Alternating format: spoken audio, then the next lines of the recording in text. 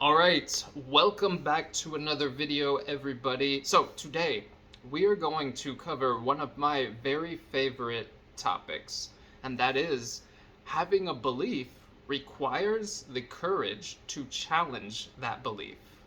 Now, what do I mean by that? So let's just take it. Let me repeat it. Having a belief requires the courage to challenge it, to challenge that belief. So let's go ahead and step back for a second and let's take a subject that hopefully won't piss anybody off, that we're not going to have any fanboys out there getting mad about. Okay, I hope we're all adults here, so it shouldn't matter whatever subject. But let's take an easy subject. Let's say, for example, you think Coca-Cola is the best soda out there, man. And that is your belief, and you are holding strong to that. Now, it very well may be, but what about all the other sodas? Let's think about it. What about Pepsi? What about like RC? What about a store brand soda like from Kroger or Harris Teeter or Target or whatever it is that you get your soda? What if it's something that's not like cola though? What if it's like Mountain Dew or Sprite? Right? What if it's Fanta? Do you see where I'm going with this? It could be root beer. Here's the deal. If you never have tried any of those other things, how can you really say with good faith that Coca-Cola is the best? Even if you have tried some of the other ones. Hope you see where I'm going with this. Now, beliefs are just that. The beliefs are, for the most part, not provable. They are subjective and not objective. If they were provable, they would not be called beliefs. They would be called facts or truths, right? So here's where I'm going with this. In order to make yourself the strongest, most holistic version of yourself, and that's what this channel is all about, it is my belief that to have a strong belief, you must be willing to challenge it. You have to have the courage to. Why do I say the courage? It's because of this. It's because it doesn't take much courage to challenge the belief that Coca-Cola is the best. Let me bring up some hot topic issues. How about government? How about, being a Republican is the best? How about being a Democrat is the best? How about being centralist?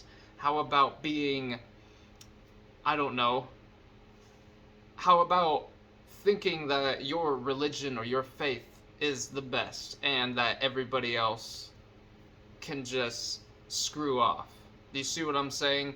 Now, if you're on a channel like this, you probably don't have as many of those deep ideals that you'll defend with your dying breath. There's nothing wrong with ideals per se, okay? There's something to be said about conviction. Here's the deal. This is why, though, it takes courage. You need to have the courage to challenge it, okay? Because, for one, if you don't have the courage to challenge a belief that you have, do you really actually believe it? Or is part of you afraid that it might be proven wrong?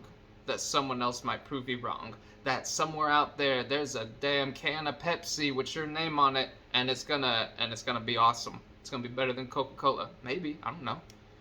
We see this everywhere. PlayStation's the best, not Xbox, or PC is the best, or Nintendo is, or Mustang, or Camaro, or do you see where I'm getting with this? Okay, so, like I said, there's something to be said about conviction, but especially when it comes to big, sweeping issues, things that affect a lot more of your life, like, oh, this is the best career path to go down because so and so told me so, or this person did. It may very well be, but if you lack the courage to challenge the belief, how would you ever really know? At least get a more holistic view. Does that make sense? Now, here's the deal. There is another thing. The thing that this does, this is great. I'm not saying you need to change necessarily any of your beliefs, but here is what a very intelligent, like a kind of Renaissance man sort of person, a person of many, not backgrounds necessarily, many disciplines. See what I'm saying? Okay, a person of many disciplines, a very learned person, has fewer of those extreme ideologies, fewer beliefs that haven't been challenged. A lot of them, this is what they'll say. You'll ask them something, they'll be like, well, I don't know. It's a good question whether or not this is true. And I got off track there just a little bit, but the reason why it's important to have the courage to challenge your beliefs, because it does something for you. It broadens your mind. Even if you maintain the same belief, if you study the opposite belief or the opposing beliefs, you will find that they have some good ideas in there too. Maybe not all of them are good ideas, but there'll be some, and they will help you reinforce the failings or the shortcomings of your own belief. You'll be like, yeah. So, I don't know. Let's take PlayStation and Xbox for example. You're like, oh, I love PlayStation. PlayStation's the best, and for you it might be. But then you look over there at Xbox, or let's say Nintendo. Okay, you're like, yeah, PlayStation is the best. Yeah, but you know something? Nintendo, they got Mario Kart, and they are freaking bringing it every single time they release a Mario Kart. And you know what? PlayStation can't do that as well. So what does that kind of tell you? For somebody who owns the PlayStation brand, Sony, right, would do well to maybe see what it is that Xbox, maybe Nintendo, or something like that, or a competitor is doing well, and try to incorporate that in a little bit. It'll help shore up their weaknesses. They don't have to change everything about who they are, but if they never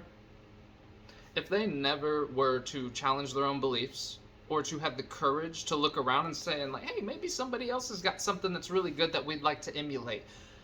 There's a good quote out there. I believe it is from Pablo Picasso, right? The Spanish painter.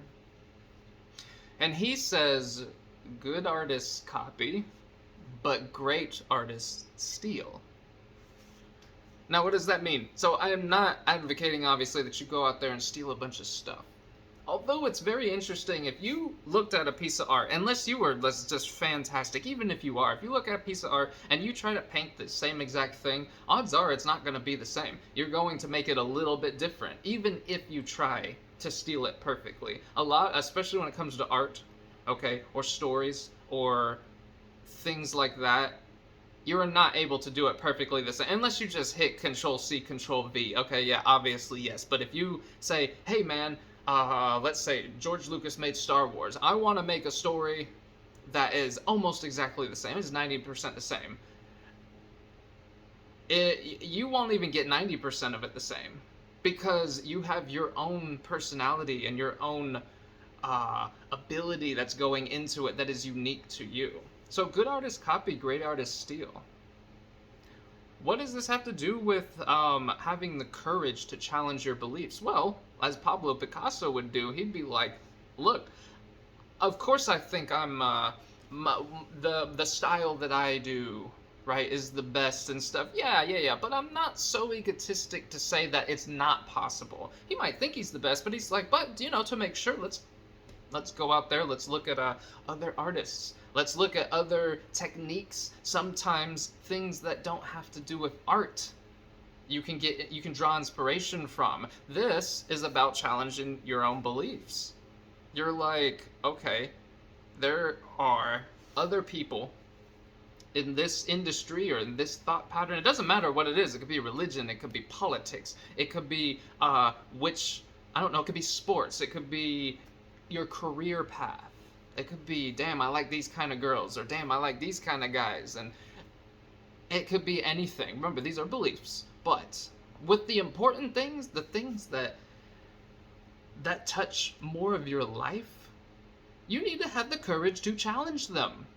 And if you're afraid, this is a message absolutely for you, because that is probably what is holding you back from finding that destiny of yours, to finding that little piece of something. It doesn't mean you have to copy something exactly, but it does mean having a little humility, saying that no, I don't have all the answers, that somebody else out there possibly could.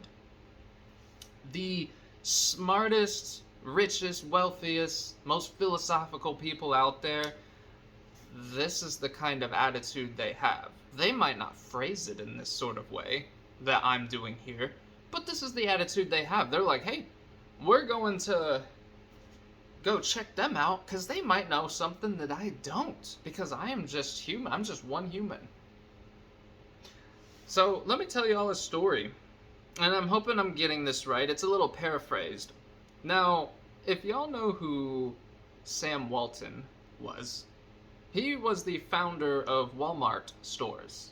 And Sam's Club, right, is a part of that and is named after him. So, Walmart stores.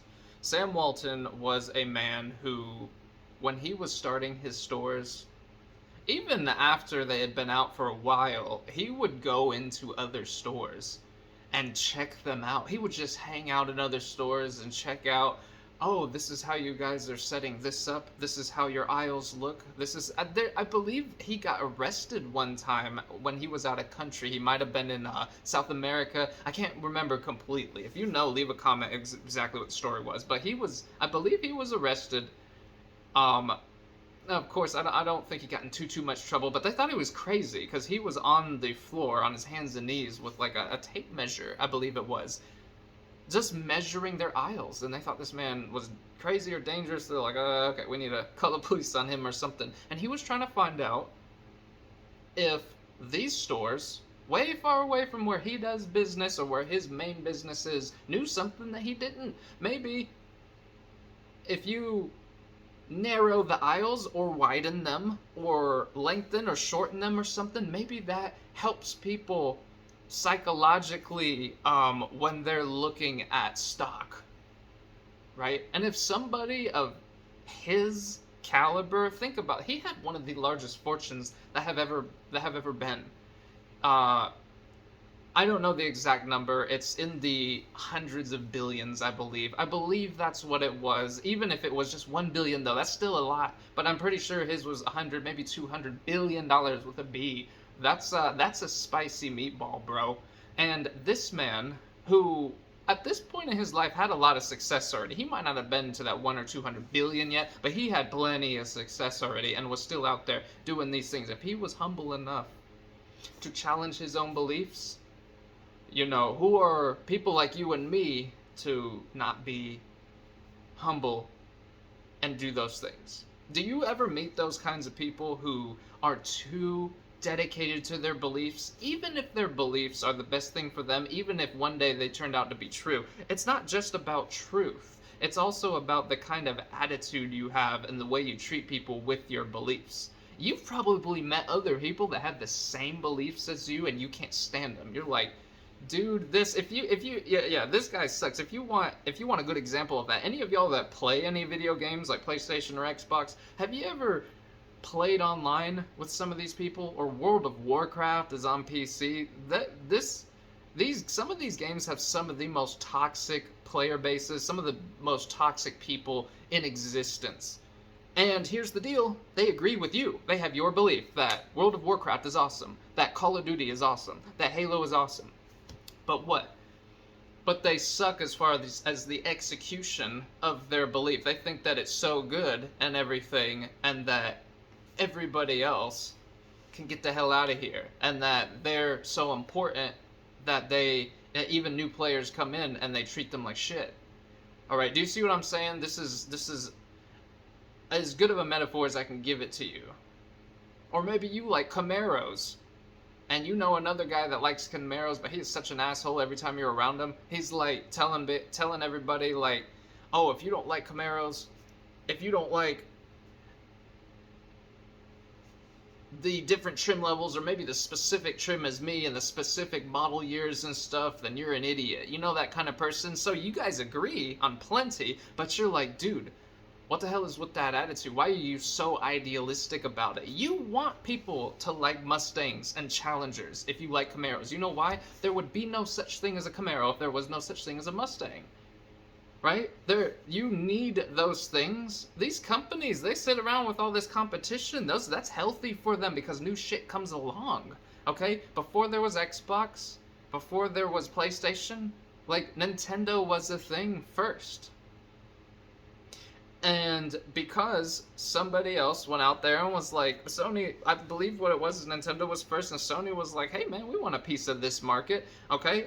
Let's take a look at what they're doing, and they're doing something pretty good. We want to expand Sony, and hey, Nintendo is having success with video games. Let's copy, or quote-unquote steal, a little bit of their ideas. And they weren't so bold as to say, we know everything.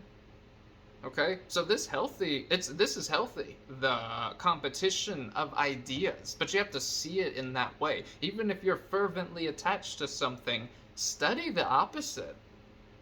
You have to do that. Do this. This is a good exercise. This is a fantastic exercise right here for any of you who either struggle with this or just want to stretch yourself a little. Let's see how much you can take.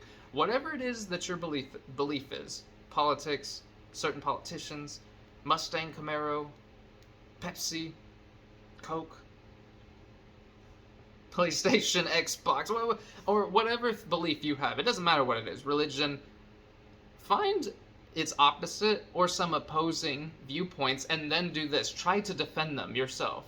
Go online or ask people that are part of those opinions and really study it and try to find ways that might make them a better thing for you than your own belief. It doesn't mean you need to change, but it's a very good exercise. If you guys want an even better exercise, watch some debates, man. Like, like these like the ones people do in school. Right? Debate team. Even just high school, they have some sharp people in there. You know why? Here's the deal. They have to all the time challenge their own beliefs. They'll give them like a topic. Like, oh, should schools get more federal funding? Yes or no? And then, no matter which one they believe, they'll be put in one or the other. So if they're put in the side that they don't believe, it is still their job to find as much as possible, as much evidence as possible to back up the belief they don't believe in. This is a very, very potent exercise and not for the faint of heart. So if you feel like, hey, you want to take your life up higher, you want a broader, more holistic view, study some of that stuff, read some books, watch some podcasts on the opposing beliefs to your own. You might find a couple of things you like in there. Doesn't mean you have to let go of your other belief, but you can enhance it. So always remember, having a belief requires the courage to challenge it. This will take you so far. And being more open-minded, being more accepting, will just make you a person people want to be around more. That doesn't mean you have to lie to them and be like, yeah, I completely believe your thing. But there's nothing wrong with saying, you guys have a point. When it comes to this, I respect this. And that right there is a mark of a truly sophisticated and intelligent mind. Alright, y'all? So definitely leave a comment below if you have anything to say about this, your own thoughts, your own experiences. Like and subscribe, and remember, having a belief requires the courage to challenge it. Alright, y'all? Thank you so much for being here, and have a beautiful day.